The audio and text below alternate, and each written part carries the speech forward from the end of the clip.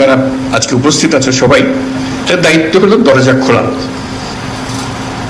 বন্ধ দরজার দিকে খালি ইঙ্গিত করে যে আমাদের জন্য দরজা বন্ধ আক্ষেপের মধ্যে থেকে গেলে হবে। দরজা খুলতে হবে, দরজা তোমাকেই খুলতে হবে। যেহেতু তুমি অনেক দূর এগিয়ে এসছো বলেই তুমি স্কাউট হয়েছো। তোমার ক্লাসে সবাই স্কাউট হয় নাই, তুমি হয়েছ। তুমি দরজা খুলতে পেরেছো, তোমার জীবনের দরজা খুলেছে, এবং তোমার দায়িত্ব হলো আর অন্যদের দরজা খুলে দেওয়া।